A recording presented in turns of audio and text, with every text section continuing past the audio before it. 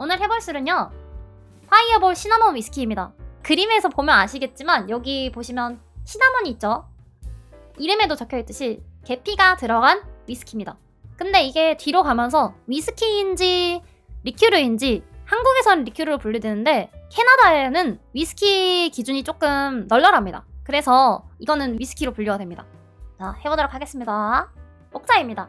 술 소개를 먼저 해드릴 거예요. 왜냐하면 제가 원래는 이 술이 무슨 종류인지, 어떻게 이 술이 만들어졌는지 이거를 먼저 설명을 하잖아요. 한국에서는 아까 말씀드렸듯이 리큐르로 분류가 됩니다. 그래서 리큐르로 분류가 되기 때문에 저번 주인가 저저번 주에 제가 리큐르에 대해서 설명을 드렸죠. 그 내용과 동일합니다. 근데 이제 조금 다른 점이 있다면은 캐나다에서는 위스키로 분류가 된다는 거, 그리고 그 맛이 다른 리큐르랑은 조금 차별점이 있다는 거, 그 정도인 것 같습니다. 먼저 술 소개를 드리고 파이어볼이 어떻게 만들어지게 됐는지, 그 유래랑 지금은 어느 정도 위치에 있는지, 그 인기도에 대해서 간략하게 설명을 드리고, 캐나다 위스키 이게 뭔지, 왜 캐나다에서는 파이어볼이 위스키인지 이거에 대해서도 설명을 드릴게요. 그 다음에 마지막으로 파이어볼이 리큐르라고 했잖아요. 파이어볼을 칵테일로 어떻게 즐기는지, 제일 유명한 제조법과 그 맛은 어떤지, 향은 어떤지에 대해서 설명을 드릴게요. 자, 술 소개. 정식 명칭은 파이어볼 시나몬 위스키입니다. 많은 사람들이 그냥 파이어볼이라고 부르는 술이고요. 보시면은 이렇게 약간 강렬한 이미지죠. 악마가 그려져 있는 강렬한 이미지의 술인데 위스키 베이스의 리큐르입니다. 그래서 색깔도 약간 갈색빛이 돌고요. 그리고 캐나다에서는 아까 말씀드렸듯이 위스키로 분류가 되고요. 한국에서는 리큐르로 분류가 됩니다. 원재료는 위스키 원액 39.6%와 천연 계피, 그리고 향료, 정제수, 설탕 이 정도가 들어간다고 합니다.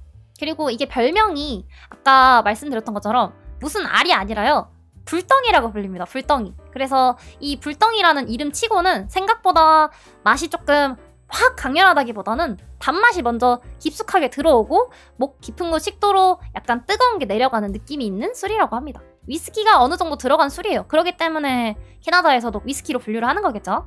다음, 맛과 향에 대해서 설명을 드릴 건데요. 도수는 달콤한 맛에 비해서 조금 높은 33도입니다. 그리고 식도를 따라 내려가는 뜨거운 느낌이 있겠죠, 당연히. 니트로 마시게 되면. 특유의 강한 시나몬 향이 특징인데요. 이 맛이 너무 강하다 보니까 약간 계피 향을 싫어하거나 아니면은 좀 달달하면서 끈덕끈덕한 맛을 안 좋아하는 사람들은 뭔가 약처럼 느껴진다고 하더라고요. 설탕의 단맛이 강하게 느껴지고 냄새로만 맡았을 때는 가스활명수 냄새가 조금 난다고 하더라고요. 수정과, 당연히 계피 향이 나니까 수정과의 느낌도 확 올라온다고 해요. 그리고 일반적인 증류주에 비해서 다소 좀 높은 점도를 가지고 있어요. 아무래도 설탕이 좀 많이 들어가다 보니까 좀 끈적끈적한 그런 특징을 가지고 있는 것 같습니다. 근데 제가 이거를 미리 사서 먹어봤다고 했잖아요. 이거를 먹고 나서 뚜껑을 닫아놨는데 병이랑 그 병 입구가 엄청 끈적끈적해져 있더라고요. 이게 리큐르를 제가 처음 먹어본 건 아닌데 이 술은 워낙 더 점도가 있어서 그런지 뚜껑이랑 병을 잘 닦아야 될 것 같더라고요. 맛으로 느꼈을 때는 33도라고 느껴지진 않는데요. 그 정도로 높게 느껴지진 않는데. 이게 뭐냐면 Taste like heaven, burns like hell 이라는 말이 있는데요. 이게 파이어볼 위스키 슬로건입니다. 그래서 천국과 같은 맛이지만 지옥과 같은 불, 이런 식의 표현이겠죠. 그러니까 맛은 되게 달달하고 맛있는데 이제 어쨌든 도수도 높고 진하게 내려가는 게 있다고 했잖아요. 그거를 약간 지옥의 불로 표현한 게 아닌가 하는 생각이 듭니다. 그리고 이제 다음, 파이어볼의 역사에 대해서 설명을 드릴게요. 역사가 100년은 채 안 되고 있는데 어느 정도는 인지도가 꽤 있는 술이더라고. 우리나라에서는 엄청 많이 리큐르 종류가 발달돼 있지는 않다 보니까 아는 사람만 아는 약간 그런 느낌인데 미국에서는 엄청나게 큰 인기를 끌고 있대요. 인기라고 하기도 뭐하죠. 몇 년간 계속 되어 왔으니까. 파이어볼이 어떻게 제품화가 됐느냐. 처음에는 유래가 어떻게 되느냐. 감기약 같은 술이라서 추운 지방이잖아요, 캐나다가. 그러니까 알래스카, 캐나다 북부 그런 데에는 추운 지방이니까 바텐더가 고객한테 추위를 달래주기 위한 술로 이거를 내놓게 됐대요. 그래서 위스키에다가 계피를 타서 대접을 했는데 여기서 이제 파이어볼이 유래가 됐다고 합니다. 맞아, 백미쇼 느낌이겠죠? 근데 차가운 술이었겠죠? 끓여서 나가는 따뜻한 술보다는. 바텐더에서 유래가 됐다, 이런 말이 있고요. 지금은 어떻게 이게 성장을 하게 됐느냐. 옛날에 이제 시그램이라는 회사 아시죠? 우리나라에서 탄산수로 되게 유명하잖아. 시그램이라는 회사에서 1984년에 제조를 하게 됐어요, 파이어볼을. 근데 시그램의 경영 위기가 2000년대부터 오거든요. 2002년에 비알코올 음료 산업을 코카콜라에 매각을 했고 파이어볼은 사제락이라는 회사에다가 인수를 했대요. 이름도 원래는 정확하게는 파이어볼 시나몬 위스키가 아니라 다른 이름이었는데 형표도 이렇게 바꿨다고 해요. 그 시그램이라는 회사에서 탄산수를 만든 게 아니라 코카콜라에서 탄산수를 만든 거죠. 그러면서 이제 코카콜라에서는 어떻게 시그램을 홍보하느냐, 캐나다에서 시작된 160년 전통의 브랜드, 이런 식으로 시그램 탄산수를 홍보한대요. 다음 보면은 파이어볼의 인기가 어느 정도냐 라고 하면, 옛날에 이제 파이어볼이 나왔을 당시에는 캐나다 외 지역에서는 그다지 인기가 있는 제품이 아니었대요. 그래서 2010년대부터는 미국에서 SNS랑 바에서 홍보를 엄청 한 거야. 이 SNS가 사실 돈이 엄청 많이 드는 광고는 아니잖아요. 그래서 그 홍보를 통해서 돈을 쓴 거 대비 사람을 엄청 많이 모아서 급성장을 하게 됐다고 합니다.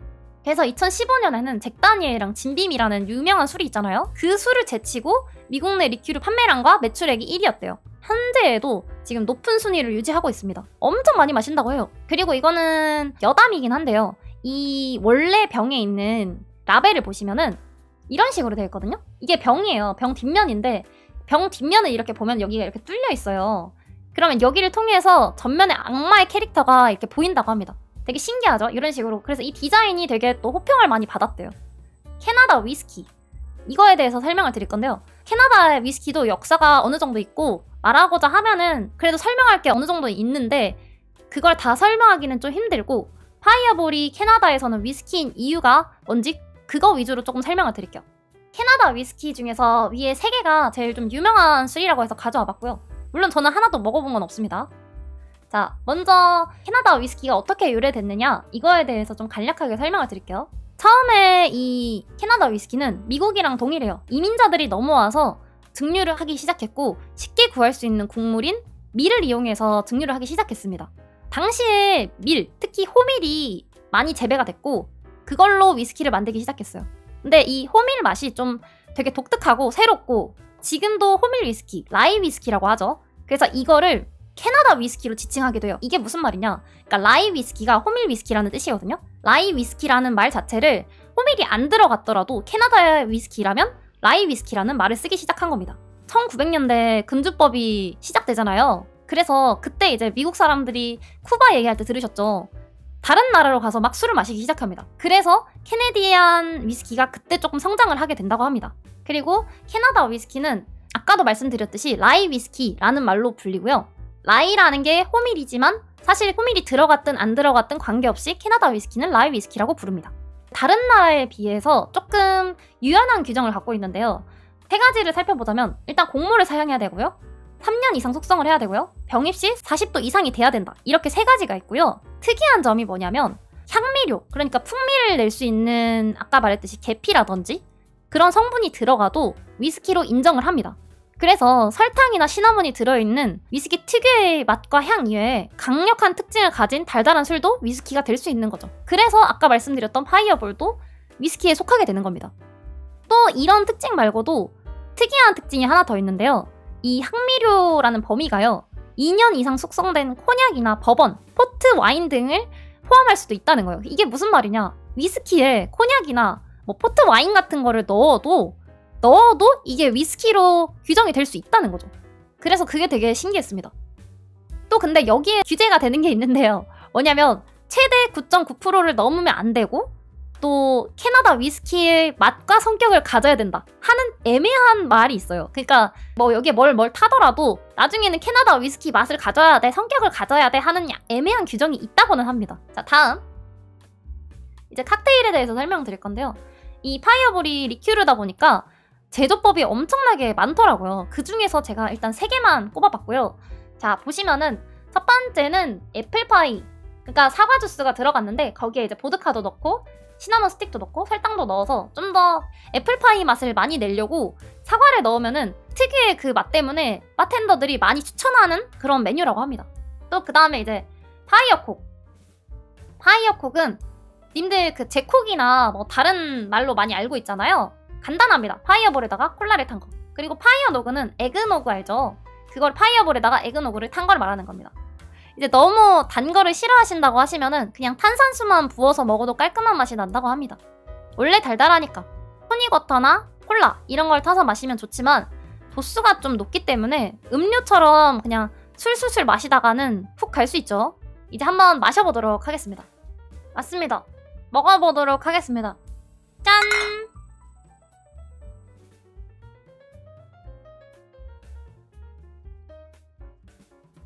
아! 무슨 말인지 알겠다. 살짝 진짜 한 모금만 마셨거든요? 근데 진짜 뭔가 뜨거운 게 내려가긴 내려간다. 설탕 플러스 계피인데 혓바닥이 얼얼한? 그리고 뭔가 뜨거운 게 아직도 내려가고 있어. 딱 한 모금 마셨는데. 너무 달달해서 혀도 아프고 냄새는 진짜 그 냄새예요. 그 수정과 냄새. 뭔가 입술도 되게 끈적끈적해지는 그런 맛? 맛있긴 해요. 다시 한번 짠!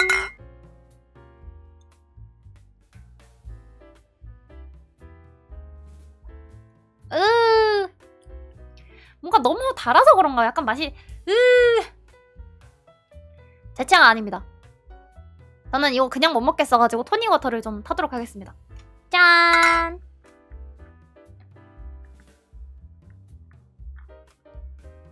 확실히 토닉워터를 넣으니까 그 개운한 맛이 많이 퍼지면서 그 토닉워터에도 단맛이 어느 정도 있잖아요? 톡톡 튀는 단맛? 그거랑 섞여서 맛이 괜찮아요. 계피가 확 살아나지 않냐고요? 확실히 좀 부담스럽지 않은 계피 냄새가 돼요. 확 느껴지는 수정과 냄새가 아니라 그 계피 냄새만 살짝 남아있는? 좋은 것 같습니다.